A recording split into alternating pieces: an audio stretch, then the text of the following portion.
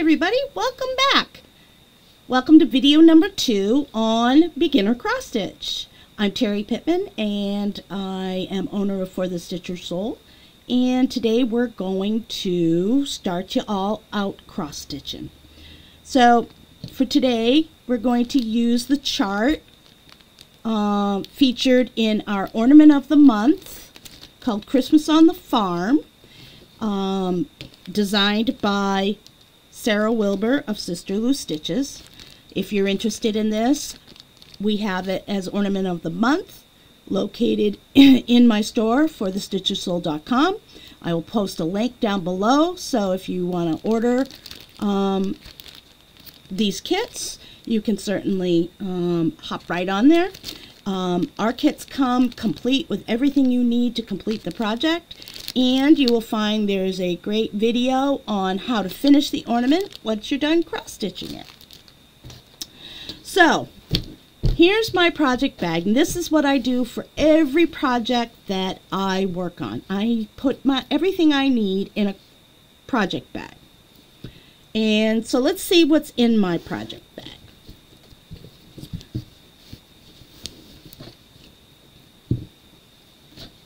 Alrighty. By the way, this project bag is also available on the website. This was made by Deb Walker. Beautifully made, lovely, nice, well done, beautiful colors.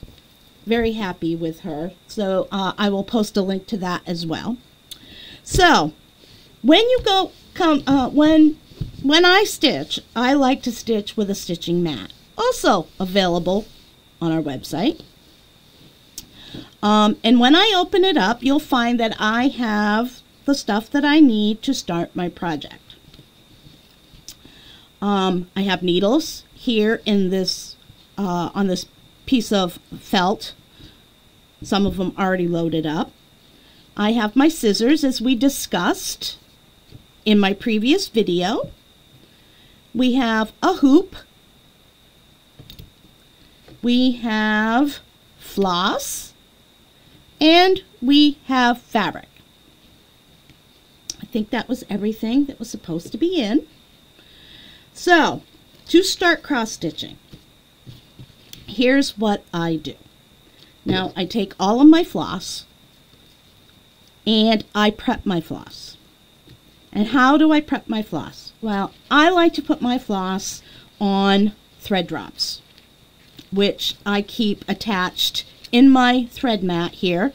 The thread mat keeps loose threads from getting pulled around all over the house. So when you're looking for your thread, it'll be stuck on here because it sticks real nice to the inside. This is fleece on the inside. So I take my floss and I put it on thread drops. You'll see that I already started working on this. And how I do this is I take my thread from the skein, and I know from the tip of my left finger to my right shoulder across my body is a perfect 36 inches. So I will take my skein of floss and I will measure out 36-inch lengths for the entire skein. Okay? And I'm not going to bore you with doing it for all of these, but I'm going to demonstrate with one length. Okay? And then what I do is I take a pencil, which I have here, and I write the number of the floss. And I use Sullivan, so I write my Sullivan number, which is 45305, is this thread. And I also, in parentheses, will put the DMC equivalent, because when I'm done with a project, I will take my thread drops and I will hang them on a hanger in the closet so that my threads stay nice and straight.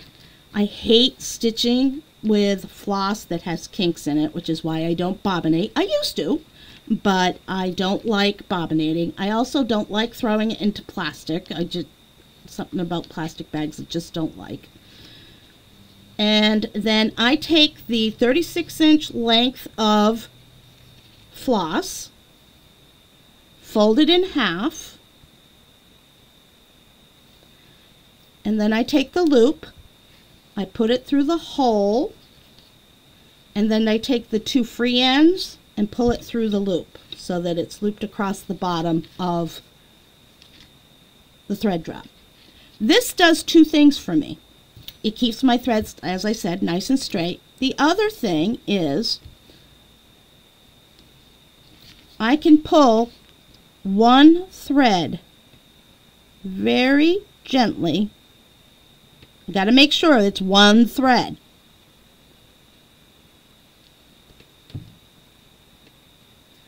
And if I'm very gentle,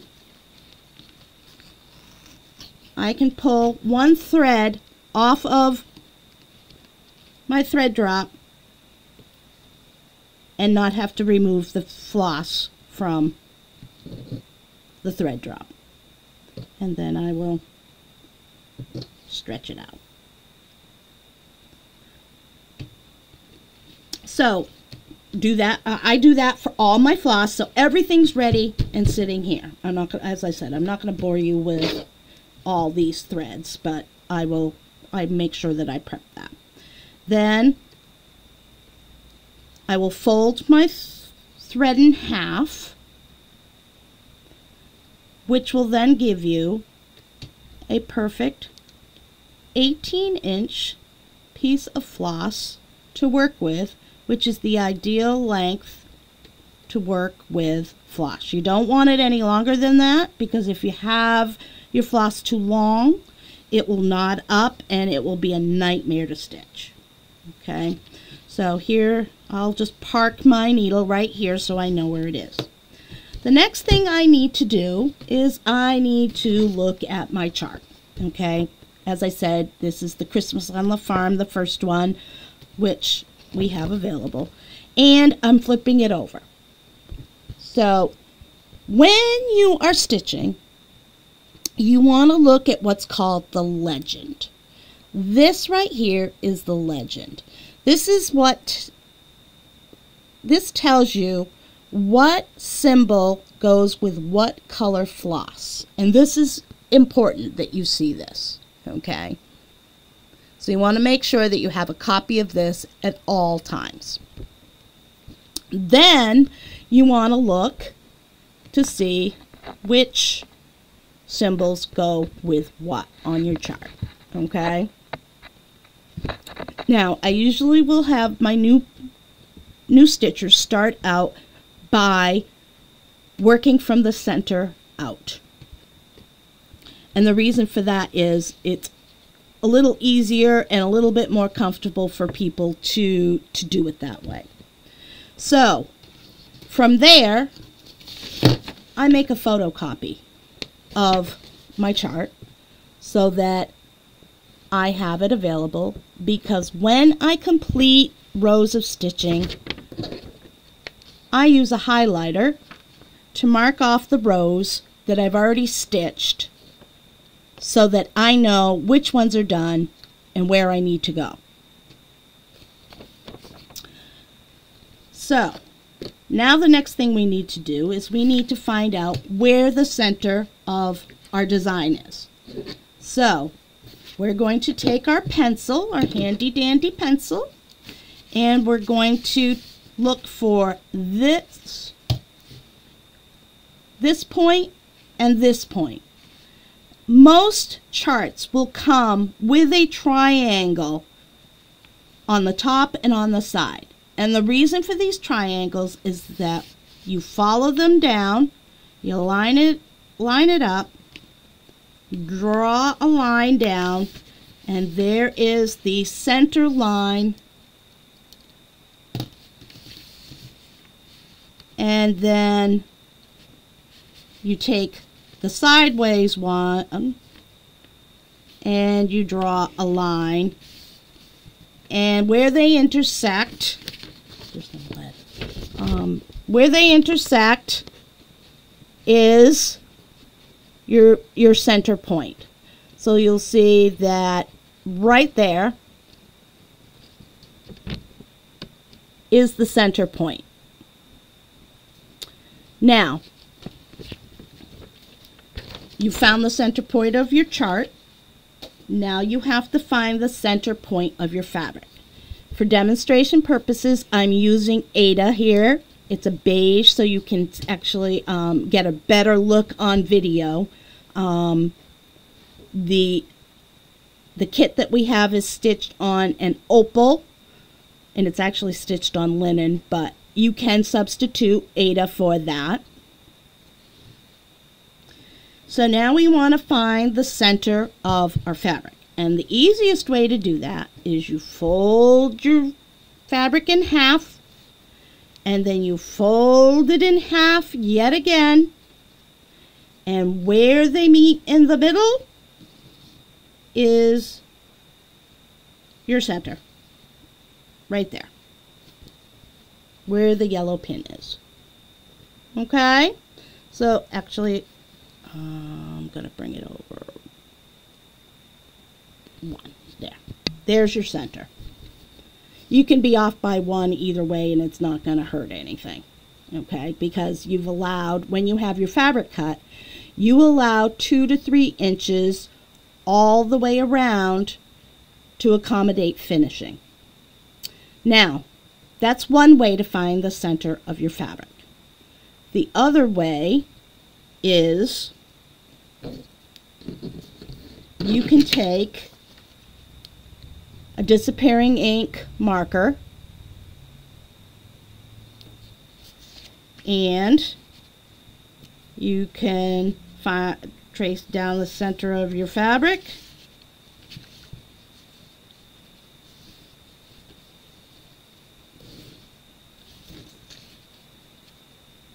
Trace this, draw across the center of your fabric. Now this is disappearing, so it will go away. And I know this pen will go away. You would want to practice or check it out on another piece of fabric so that you know that it will actually disappear. Okay, so there's our center square right there. There's our center. Okay, and we're ready to go with your fabric. The next step is to load it into a hoop. I like to use a hoop for small projects because it's easy to handle, easy to hold in your hand. If you were using a bigger, doing a bigger project, you would want to, some people like to use what's called a Q-snap. They're made from PVC pipes, and they're also pretty easy to handle. They come in a variety of sizes. I will link that in the comment or the detail section down below. How you would do this is you would lay your fabric on the Q-snap. You have 4 clips that come with your Q-snap. I always leave a little cushion when I put my clips on. Turn it around. Put the other side on. Do the sides. I always leave a little slack. And then this side. Oops. Stabbed myself.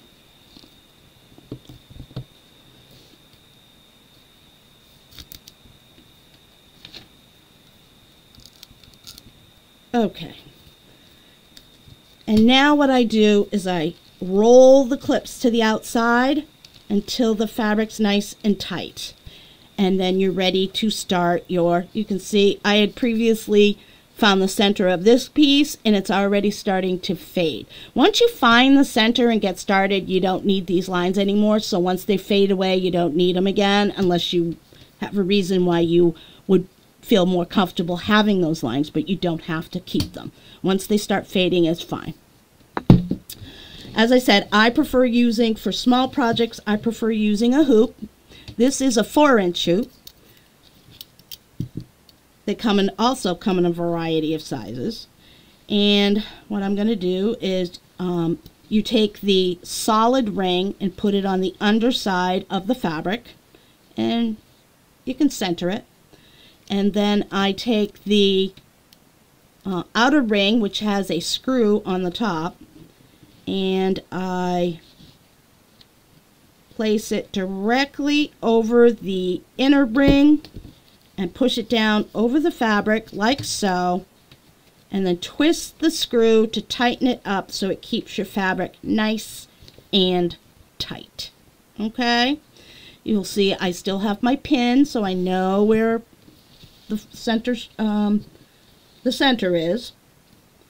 And if I didn't have the pin, I also will see that I have a line drawn. So, and here are some needles all loaded up for me. And so I've decided I want to start with the brown. So I'm going to go look at the legend, and I'm going to see which one is brown. And it's the solid black square. If you look at the legend, the solid black square is the medium golden brown, or 45305. So now what I want to do is I want to look at my chart, and I want to see where do I need to start with the medium brown in relation to my center. Okay, so if this is my center here, I need to count over 1, 2, 3, 4 squares, and that's where I can start. Or I can count over 4, 5, 6, 7, 8 and start here. Work my way down, come across, and work my way up.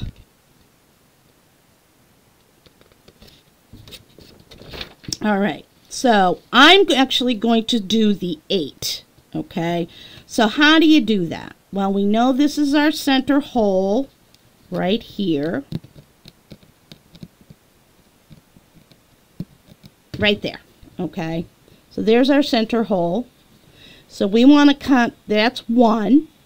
And then we want to count over 2, 3, 4, 5, 6, 7, 8. Okay, so the first thing you're going to do is take your needle and pull it down. This is the easiest way. Pull it down through the hole. Now, come up diagonally up where these 4 holes are. Okay, you'll see I came up here or went down there. Now there's a hole here, a hole here, and a hole here. You want to come up at the diagonal hole, so the upper right, and pull your needle up. Okay, don't pull your thread through. Take your needle, loop it through the loop, pull it, and then pop your needle down through the hole, and there's the first leg of a cross stitch. Now, based on our chart,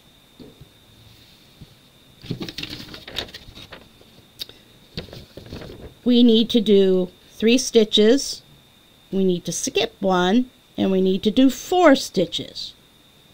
So we're going to take our needle and we're going to come down to the bottom left, the next hole right there, and we're going to pull that up there. We're going to go to the upper right hole, and we're going to go down.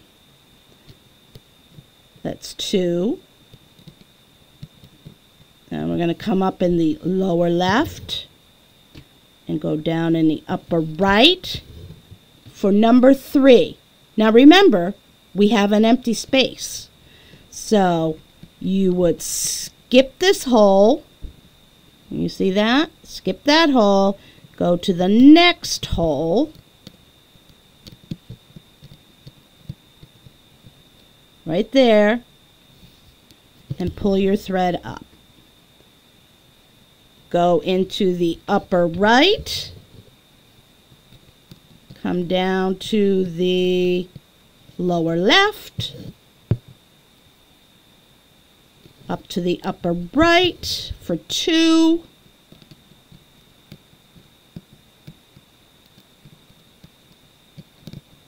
Lower left. Upper right for 3.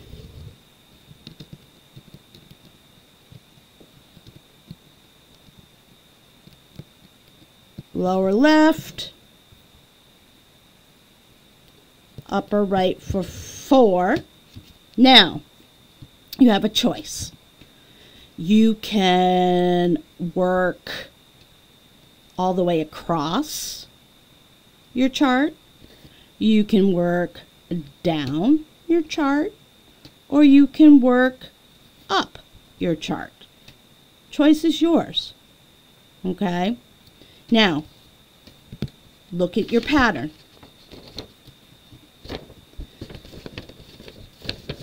Here is my center on the top part. Okay, can you see that? Now, it's probably going to be easier for me to work my way down to here. So that's what I'm going to do. If you wanted to, you could skip 3 stitches and do a cross this way as well, if that's what you wanted to do, moving across. I like to work in small sections, so if I'm working on something like this, I will start with the lower left section and complete it. Then I will move to the upper left section and complete that. Then I will move over to the upper right and then do the lower right in the colors. If it's a large chart, I may do a color for a while, but that's a little bit more advanced, so I'm not going to confuse you with that right now. So for right now, what we're going to do is we're going to work down to here. When you finish this, then I will show you how to end off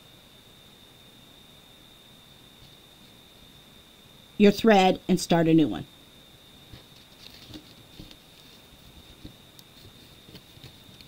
So we're going to finish this because we're going to work in a small section. So we're going to come up in the lower right, go to the upper left, lower right, upper left, and as you go back, you'll see your crosses are forming. Every once in a while, sometimes you have to hang your floss because it'll start twisting a little bit. So you come up at your lower right, go to your upper left. Come up at the lower right, go to the upper left. Now, remember we have a skip space. So now we skip that one and we come over to this hole right here. See that? Can you see where that is? Pull it up, and now you continue lower right, upper left, lower right, upper left,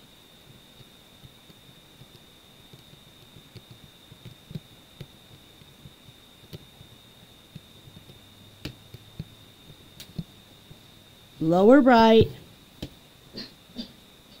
upper left. Okay, so there's my first row. And now what I'm going to do is I'm going to take my handy dandy highlighter and I'm going to mark on my paper copy that I finished that section right there. Okay, and I'm going to keep track all the way down. So when I get done, I will know where I am. And if I have to stop a stitching session, I don't have to worry because I have marked off where I'm at, so I can just pick up my needle and start stitching again.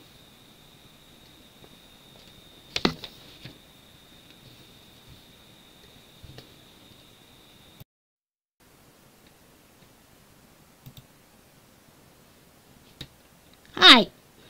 So, I'm back. Now, what do you do if you made a mistake? Because you know what? Even the best stitchers make mistakes. So, I was supposed to skip a stitch here. So what I do is I take the back end of my needle, the large eye, and I loop it under my thread, and I just pull it out back to where I made the mistake. Because you know what? Nobody's perfect. And it's important for you to know that.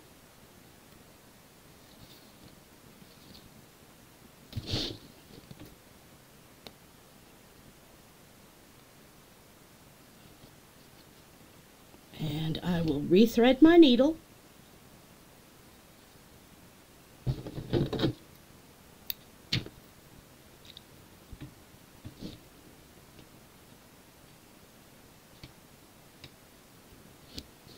And now I will go back. I will skip a hole because I have to put her eyeball in. This is Bessie. I've decided to name her Bessie. And I have to put her eyeball in. And when you look at the pattern, there's her eyeball right there. See that funky different symbol? So you skip that stitch and do the next one. So I will go backwards now, and I will do my finished stitch like so.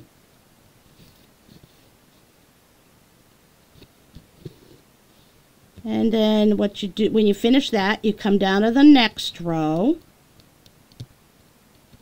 like so. I drop it down. I come up in the lower left, upper right, lower left, upper right, lower left, upper right,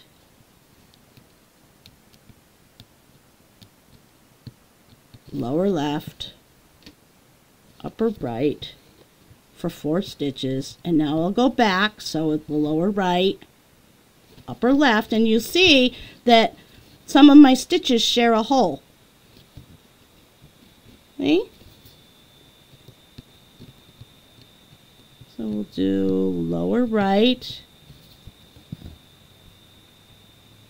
upper left, lower right, upper left, lower right, upper left. So I'm going to go finish this down to the point where I'm going to finish off, and I'll be right back.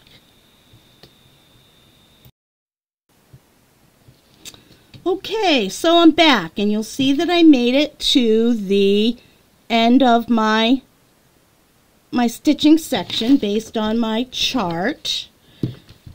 So I am marking off the ones that I finished. Okay, so that's all done. So you'll see I've got a partially pink cow. So now we're here. let's finish or end off our thread.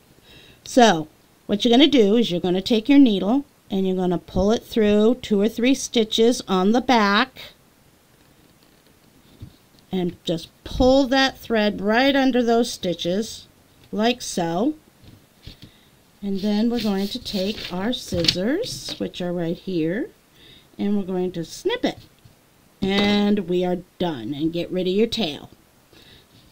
And now you can either go to the next section of your chart and start a new color, or you can go up here to this section and finish up your brown in this section right up here and finish all your brown.